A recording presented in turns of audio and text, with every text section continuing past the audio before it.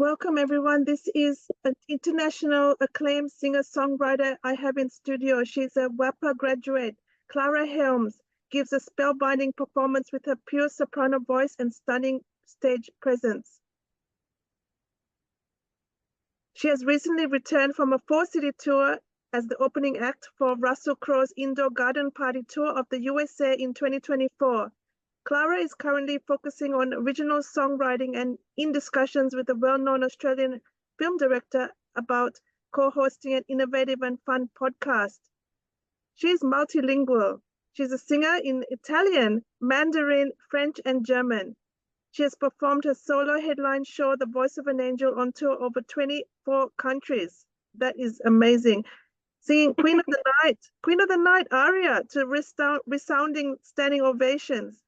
She sings songs from original to pop opera, musical theater to jazz and contemporary pop. She sings sublime renditions from Bocelli to Bublé, Marilyn to Celine. Clara has dazzled even the most renowned artists. She says, there's Graham Russell Aria Hall of Fame says, remarkable power range and charismatic stage presence. I love her voice. So she has a powerful voice. She's sung for ministers, governors, Australian national anthem at rugby league championships, and it goes on and on. So go to her website, Clara Helms. She's also an actor and a model and a presenter. So she has a YouTube channel and a website, and she's in studio today. And this is a discovery I've just made through our community network. And welcome to the studio, Clara Helms.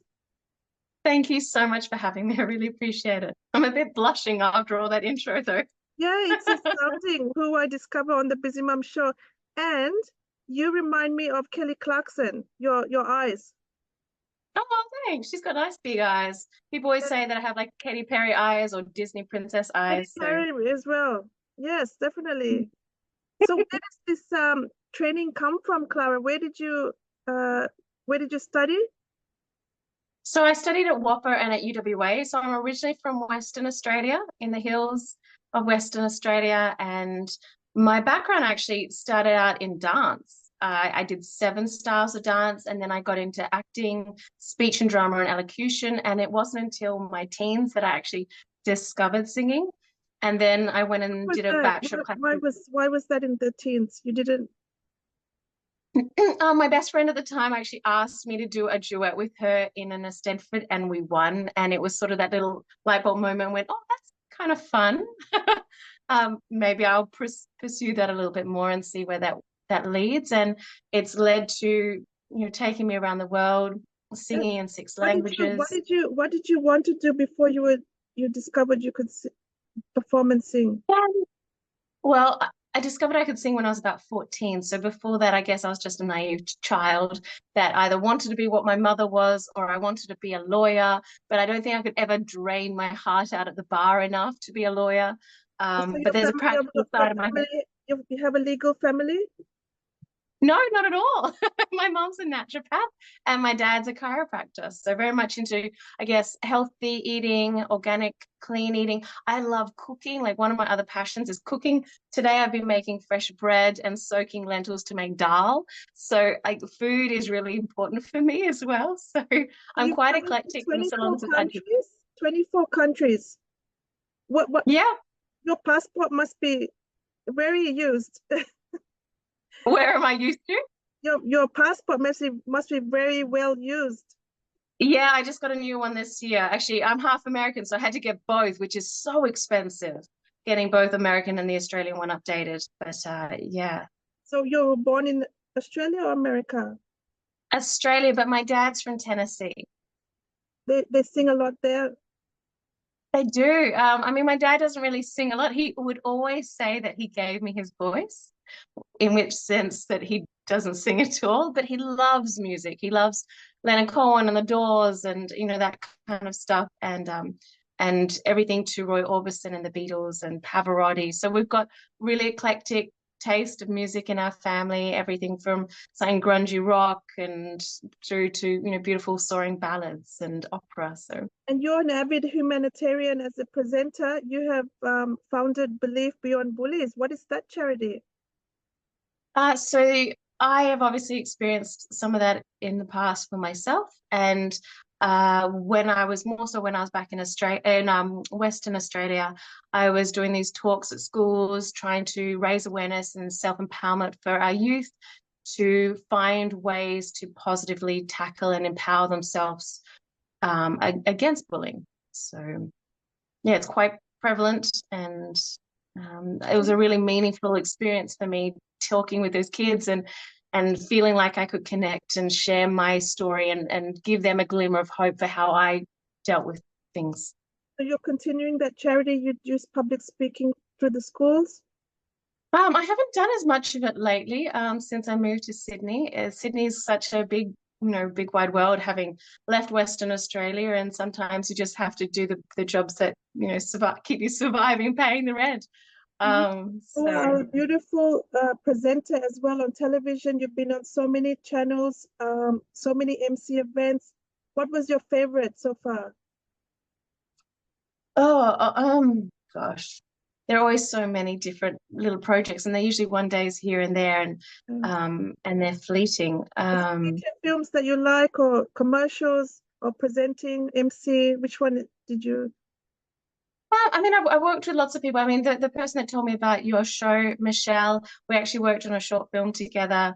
And that's actually how I met her. And then since then, we've been working on a bunch of other little projects together. Her inner child that she's doing next year, lovely woman. So, What is yeah, your sometimes the ones that, what is your role in that one? My inner child. and my inner child. So I'm singing on a bunch of the tracks. And in the music video, you'll also see that I'm the angel. So, Yeah. um, in hide and seek. Yeah. How beautiful. So And she's has that finished filming yet? yeah, so that one just came out on YouTube actually. Oh, you have a dog. It's Oh, a amazing. I have pets too. I've been wondering when they'll pop up as well. I love animals. Is it a border collie? I can't quite tell through the blur, but it looks like a yeah. gorgeous dog. Oh yeah, it's a cat. So you're a humanitarian, you're you just so are so talented. So do you have a manager obviously to watch what you're doing so you don't I overwork? have an acting agent. I don't have a singing manager yet. So anyone out there, send me a message. I have a great acting agent. She's lovely. I love her to bits. But a lot of it's just, yeah, freelancing and word of mouth, and I guess job to job and community, and just being proactive. And a lot of that in this industry is Yeah. about being proactive and just What about staying teaching? current. And I think you'd be an amazing teacher. You're connected to the youth. Would you be teaching I haven't actually done any singing and teaching. I've had a bunch of people ask me, so maybe it's something I'll something? consider. At the moment, I've got maybe a few fingers and a few pies. Obviously, I just got back on tour with Russell Crowe, which was an amazing experience. I'm working on a lot of my own solo shows as well. I've got a few things coming up with that. I've just started a podcast with an Australian director, which it actually goes live tomorrow, our Oh, first episode. So I want to do my own cooking show. There are a lot of things that I'd really love yes, to do that fill my heart and my soul, and that's then maybe teaching down the road as that's so well. good. So with Russell Crowe, what was that show about? So Russell Crowe has his own band as well, the Indoor Garden Party, and so he'd actually done a 2.5 month tour around all of Europe and the UK, and then the last leg of his tour was in the US, and so like a few days before his LA show, the fourth last show, he actually messaged and said, if you want to come over and open my show, you're invited.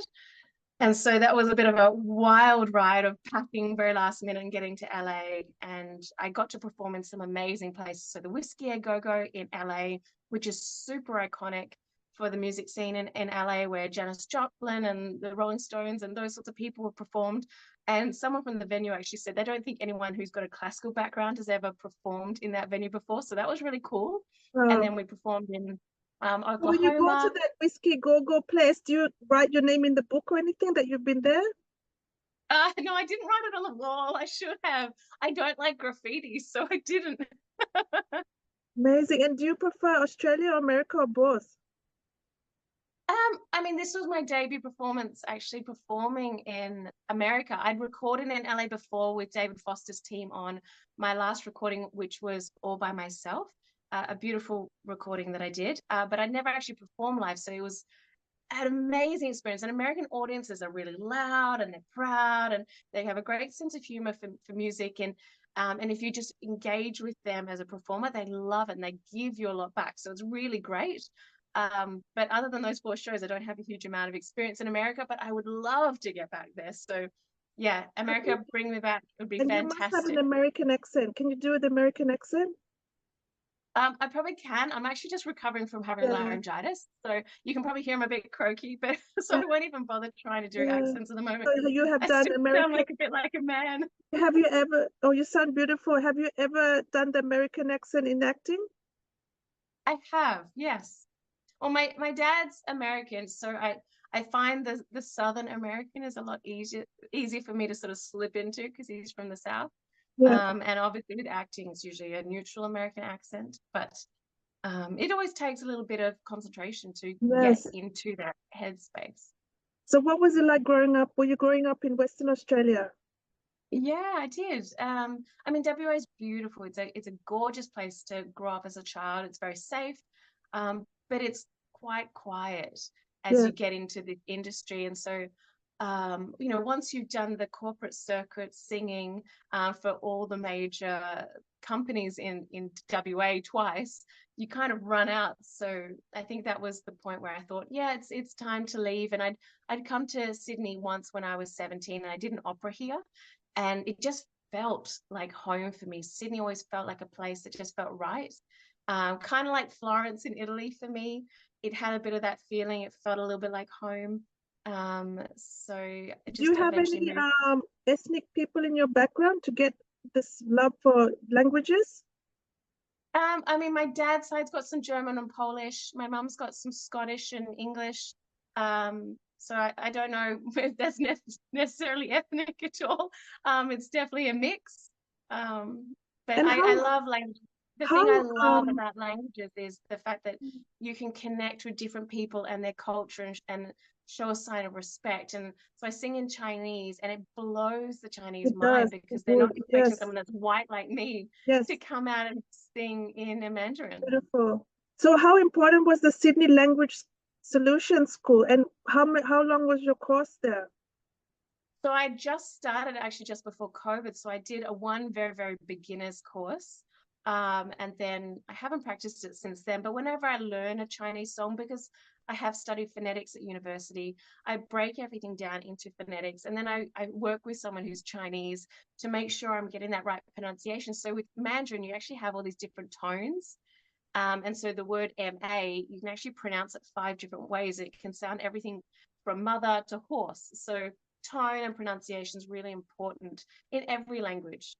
So Well, you're definitely one of Australia's amazing talents. You are very respected in your industry. You have all these talents that you can use.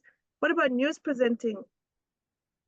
yeah, I mean, I've done a bit of presenting in the past, like for real estate, home videos and things like that for real estate agents. I actually really enjoy that. Funnily enough, as a kid, I didn't like real estate, but now as an adult, I'm like, oh, let's go look at that house. That looks fun. Playing adults is always so much fun, and presenting beautiful homes is such a lovely job as well. So I've done a little bit of that, and that's always been quite fun too. So your aim is to have a show, is that right? A television show? Well, I wouldn't say no. I'm working on an idea in the background of like a cooking show that I'll do myself that hopefully will build into something a bit bigger. And I'm also working on a podcast as well that comes out tomorrow for Halloween Oh, that's with interesting. an Australian director. Yeah. And that's a scary stories or real stories?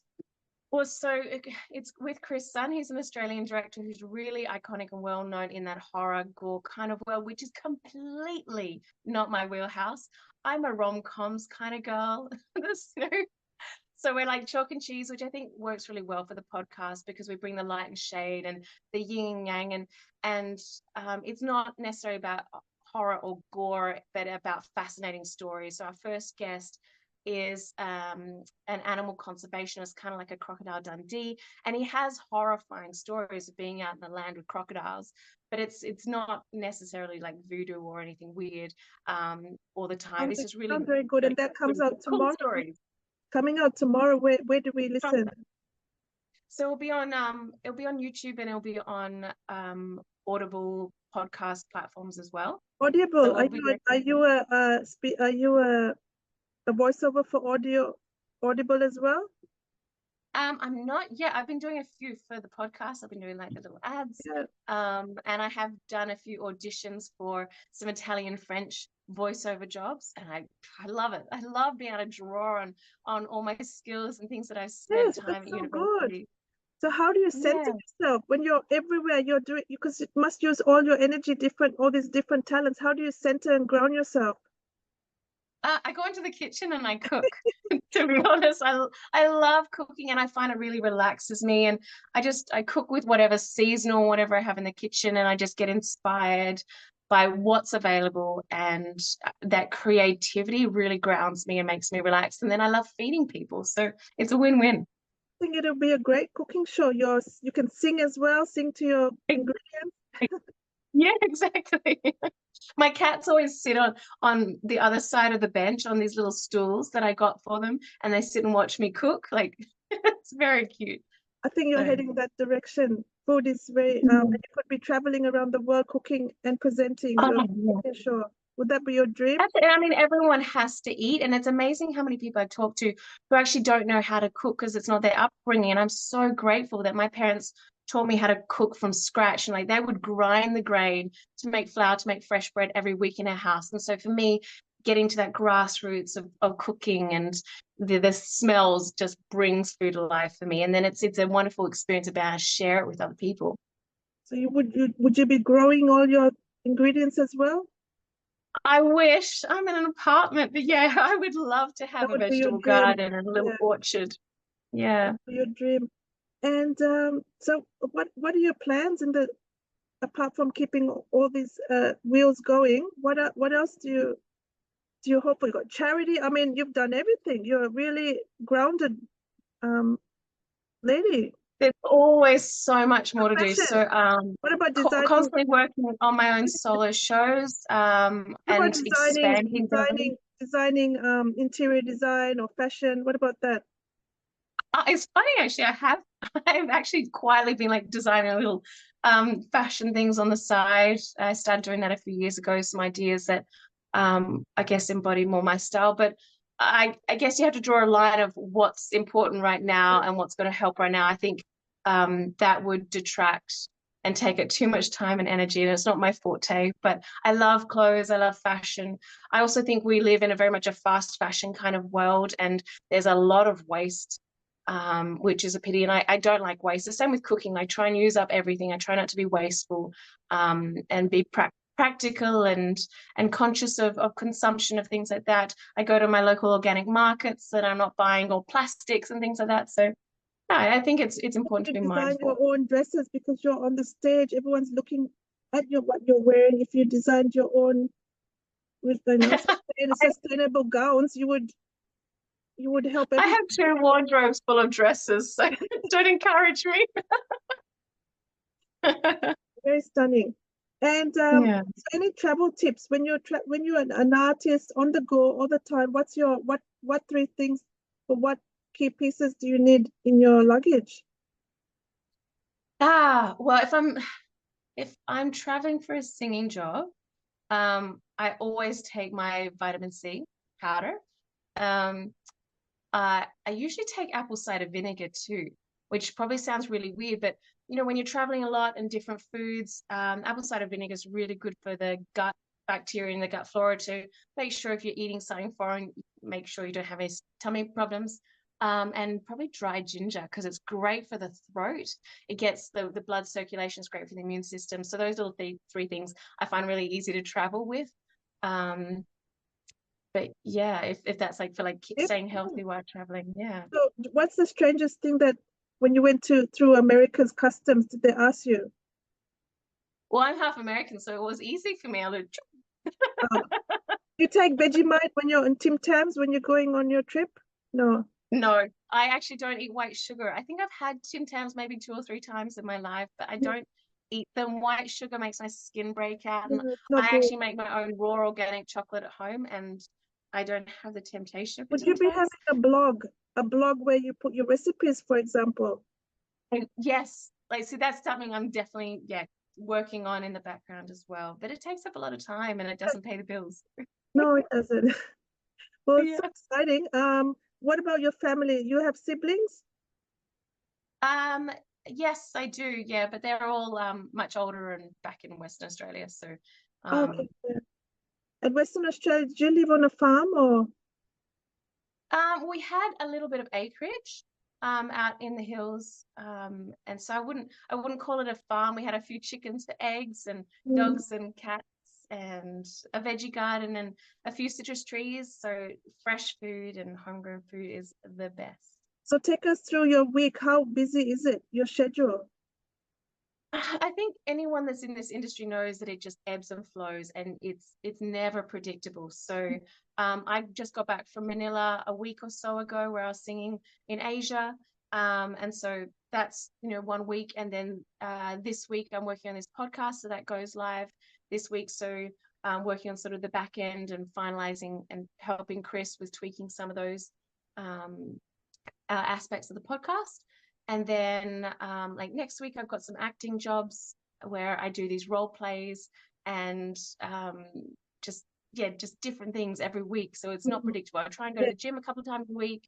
I try and cook healthy food. I try and do some writing or obviously singing regularly, working on different so tell us repertoire. about your writing. You've got a lots of material for years and years to come.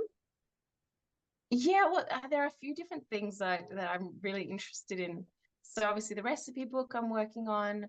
I've got some other little creative aspects that are still sort of new. Yeah. But building on shows, always trying to think of new ideas of what will work into a new show. So that it evolves depending on You the you audience you and trying to produce your tweak own it. shows. You produce your own shows and hire the band. Yeah, so depending on where I'm going, they usually supply that aspect, which is great. But yeah, it's something that I'd love to do here in Australia is have my own band and work on some stuff more here You in be more Australia. But a okay. lot of my work has been like in Singapore. I've worked for Chopard Jewelry and Macallan Whiskey and the Marina Bay Sands in Singapore and places like that. They love me over there, and so I'm always Marina Bay grateful to Sands. be able to. What a beautiful place Amazing. to be. Place to be. Were you presenting, singing, everything? Or I think, yeah, I was singing there. Beautiful. Oh my gosh, they've got this rooftop pool, which is an infinity pool at the top of the boat, and it's just spectacular. I think you're very. I think you're going to be. I think you're already very famous in those Asian countries. In Philippines, how were you treated there? I've had a few weird incidences in the Philippines actually, where um, if when I was transiting through and I didn't have cash, and I honestly thought I was going to be kidnapped and killed because I was there one time a few months ago late at night, and I had a bit of a horrific experience. Um, but that said, the Filipinos that I know here in Australia are so lovely. So I'm keen to actually get back and spend more time there. It's always such a limited time when I'm over in Asia. It's sort of an in and out, and there's enough time to sing and get a massage because their massages are amazing. Yeah, excellent. So who travels with you? Do you have your family to travel with, or No, just me by myself, and my luggage. yeah? Awesome. Yeah. Well, you're focused, you're independent, you've got plans, everything is going well, and you're giving back to charities. Gorgeous. You're very a good human being. So how is your Sydney connections? You've met Michelle and other producers. Michelle is lovely. Oh my gosh. She's just one of those people that is so warm. And I think she even calls herself a mother hen. She's very much that sort of nurturing, loving, supportive, community-minded person. I have so much respect for her. And she brings good people together. So when you get to work on projects like that, which are rare and few and far between, where it's sort of a family environment. I always cherish those sorts of things as well. Great, amazing.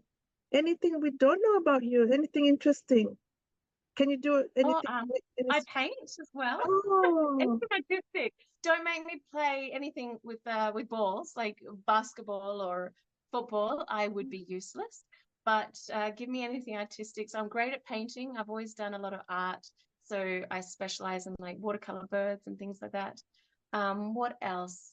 I used to be a foster carer when I first moved to Sydney. I love cats and dogs. I've always grown up with both, but it was a lot easier for me to get my hands on cats.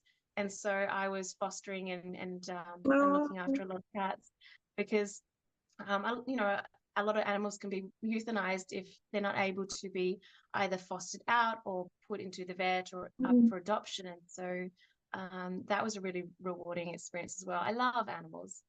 mm. So I love going out for long walks in nature and just leaving my phone behind, listening to the magpies, smelling the and any flowers I walk past. I'm always sniffing things. So just getting grounded in nature is something that really feeds my soul. And have you traveled to different parts of Australia? Well, I'm obviously from Western Australia. I now live in Sydney. I've worked in both Brisbane and Melbourne. I've spent quite a bit of time in Melbourne in the past. Actually, before I moved to Sydney, I used to busk in Melbourne. That was a really interesting experience too. And I've spent a tiny bit of time in Adelaide and up in the Northern Territory in Darwin and in Karratha. I've done some corporate work up there. Very hot, and just but really amazing. Like the soil is this dark, rich red kind of color. It's amazing how dynamic and diverse Australia is from top to bottom, side to side. As an artist, do you have to constantly promote yourself or is it just word of mouth? No, it's exhausting. Constantly have to do it myself. I wish I had a team around me. I wish I had like a manager and a publicity team and they were able to help me. But a lot of it is, I guess, myself and reaching out to people and trying to network and follow up with things. And it's a lot of work. Yeah. Yeah, maybe you should. I think with all your skills, I think you need to reach out to an agent. Have something. Yeah. It's a lot. Yeah, it is a lot. It's a lot. It's a But I lot. do love it. Yeah, it's cool. There's that wonderful human aspect that you get when you keep grounded and keep aware of what you're doing Yes, rather than popping it off to other people. that's true. And also, you yourself know your best interests. Exactly. Yeah. You can trust yourself. Mm. And So, you only have yourself to blame too. what are all your social medias and links that we can see your work? Yes, so obviously I have Instagram and Facebook, Clara Helms. I've got YouTube, Twitter. My website, clarahelms.com, has a whole bunch of different snippets and clips and photos and videos and information about what I've done in the past. Mm, Um, I mean, you can just Google and yeah, find very little talented. snippets about And Helms, does that come from Helms. what country does that originate from? Well, it's obviously my dad's side, and there's a German-Polish heritage back a few generations, which I guess is quite unique. I guess the German and the Polish made up. And what about Um, collaborations? Who would you love to sing with, or a musician that you'd love to be like Harry Connick oh, Jr. Harry Connick Jr. my favorite band in the world is Air Supply. Hmm? I would also love to work with like Bocelli or Celine Dion, but I don't think Celine's really performing as much now, and she doesn't collaborate as much.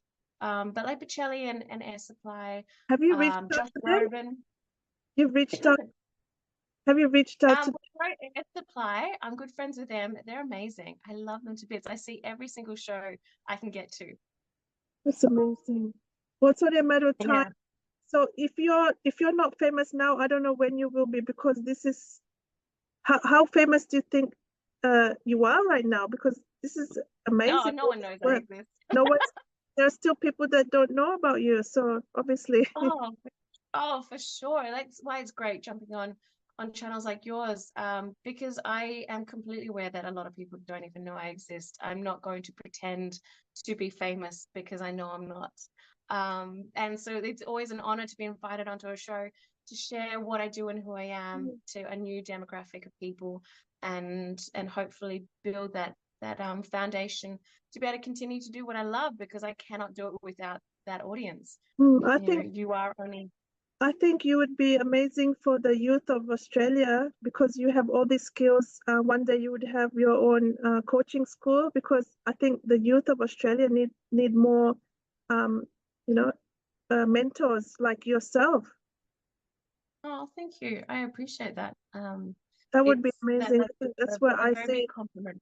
I Yeah, see thank that as you. a Busy Mom show. From this point of view, from the Busy Mom show, I think you Yeah. would be a very inspirational mentor to the youth. So if I come across any mentorship programs or anything, I'll send you an email, because Thank you. even though you're very busy, I'm sure you could dedicate once a month or every few months to, Mm, or a few times a year to speak at youth events.